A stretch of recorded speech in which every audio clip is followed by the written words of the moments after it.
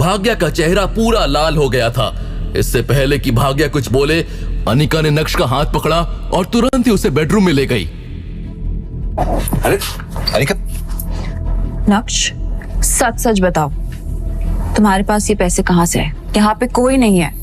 अनिका छोड़ो ना, मैं वैसे भी बहुत थक गया हूँ, मैं बाद में बात करूंगा। बताओ ये पैसे कहाँ से आए तुम्हारे पास? नक्श ने अनिका के चेहरे पर टेंशन वाला रूप देखा, लेकिन मन ही मन नक्श को यह सब बहुत अच्छा लग रहा था। पहली बार अनिका ने नक्श का हाथ पकड़ा था। पहली बार अनिका को नक्श ने इतनी चिंता करते हुए देखा था। अनिका को नक्श की ही चिंता थी ना? शायद। थोड़ा सोचने के बाद नक्श ने सोचा कि क्यों ना अनिका के सामने अपना सच लेकर आया जाए। नक्श ने अनिका से कहा, अगर मैं ये कहूं कि मैं एक बहुत बड़ी कंपनी का बॉस हूं और ये पैसे मेरे लिए कुछ नहीं, तो क्या तुम मेरा यकीन करोगी? नक्श की बात सुनकर तुरंत ही अनिका ने नक्श का हाथ छोड़ा और नफरत भरी नजरों से नक्श की ओर देखते हुए कहा, नक्श मजाक करने की जरूरत नहीं है, मुझे सच सच बताओ ये पैसे कहाँ से आए? मैं बार बार नहीं पूछूंगी कि ये पैसे कहाँ से आए, और मेरे पास इतना टाइम भी नहीं है। और आई होप कि ये पैसे तुम्हारे पास लीगल तरीके से आए, और अगर ये इनलीगल है ना तो मुझे इन पैसों की कोई जरूरत नहीं है। मेरी कंपनी बर्बाद हो जाए तो हो जाए, आई डोंट केयर। और मुझे ना तुम्हारी वजह से किसी और मुसीबत में नहीं फंसना है। I am done. अनिका मेरी बात सुनो, तुम्हें इसकी फिक्र करने की कोई जरूरत नहीं है। आई प्रॉमिस कि ये जो पैसे हैं ये लीगल सोर्स से हैं, लीगल तरीके से तुम बेझिझक इसका इस्तेमाल कर सकते हो। प्लीज इसे खर्च करो और अपनी यानी अंजी कॉर्पोरेशन को घर से बाहर निकालो। अनिका अभी भी नक्श को शक की नजरों से घूर रही थी।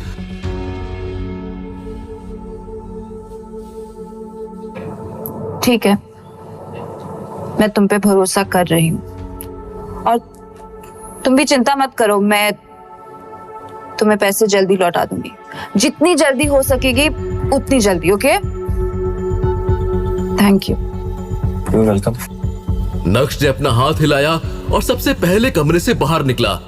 बाहर आकर नक्श ने देखा कि भाग्या तो वहां से जा चुकी थी। ये जानकर नक्श को अच्छा नहीं लगा। शायद नक्श भाग्या की और खिंचाई करना चाहता था। तभी इतने में चित्रा वहां आई और उसने फिर से नक्श से पूछा, नक्श तुम्हारे पास 5 करोड़ रुपए कहां से आए? इतने में अनिका ने अपनी माँ को साइड में किया और उसके कान में कुछ बोलने लगी। उसके बाद से चित्रा ने कोई सवाल जवाब नहीं किए। हालांकि नक्श के प्रति उसका एटीट्यूड पहले से थोड़ा जेंटल हो गया था। दूसरी तरफ अब सूरत शहर की ही नहीं बल्कि पूरे गुजरात की काया पलट होने वाली थी। भानुशाली ग्रुप में नए सीईओ की एंट्री हो गई थी। पूरे गुजरात में ये बात करने का मेन टॉपिक बन गया था। अब जब भानुशाली ग्रुप नए सीईओ के साथ मार्केट में उतरा तो बहुत सारी एंटरटेनमेंट कंपनीज इनके साथ टाई अप करते हुए अपनी किस्मत आजमाना चाहती थी, लेकिन सीईओ साहब ने सबको लाल झंडा दिखाया था। यहां तक कि उन कंपनीज को भी जो पहले कई सालों से भानुशाली ग्रुप के साथ काम करते हुए आ रही थी, नक्श ने सबका कॉन्ट्रैक्ट खत्म कर दिया था। पहले ही दिन से नक्श ने अपने तरीके से काम करना शुरू कर दिया था और आगे आगे नक्श ने जो किया उससे भानुशाली ग्रुप खूब सुर्खियां बटोरने लगा था। लॉजिकली बात की जाए तो अभी तक भानुशाली ग्रुप ने जिन भी कंपनीज के साथ टाई अप किया है वो सभी हाई प्रोफाइल कंपनीज थी। कुछ सूरत की, कुछ अहमदाबाद की, तो कुछ मुंबई की। लेकिन इस बार जब लोगों ने जावेरी खानदान के बारे में सुना तो उन्हें बहुत शॉकिंग लगा। बहुत लोगों ने अनिका जावेरी के बारे में सुना ही नहीं था और जावेरी परिवार भानुशाली ग्रुप के साथ डील करने चला गया।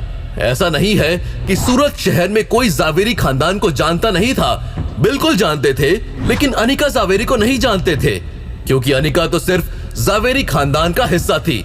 उसका नाम कभी भी जावेरी खानदान के चर्चित सितारों में शामिल नहीं होता था। हाँ, लेकिन सूरत शहर में नवीन जावेरी को लेकर काफी बातें उठी थी।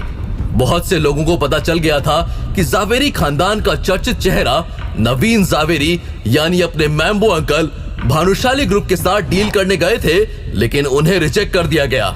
लोग बहुत ही ज्यादा कंफ्यूज थे। जब जावेरी खानदान के सबसे पावरफुल इंसान नवीन जावेरी को रिजेक्ट कर दिया, तो फिर भला ये अनिका जावेरी भानुशाली ग्रुप जाकर कौन सा तीर मार लेगी? भानुशाली ग्रुप का नया सीईओ आखिर सोच क्या रहा है? क्या वो बड़ी हाई प्रोफाइल कंपनीज की जगह अब क्या छोटी छोटी कंपनीज के साथ काम करना चाहता है? कुछ ऐसे ही सवाल लोगों के मन में उठने लगे थे। ये सारे सवाल सिर्फ लोगों के मन में ही नहीं, बल्कि अब तो अनिका जावेरी के मन में भी उठने लगे थे।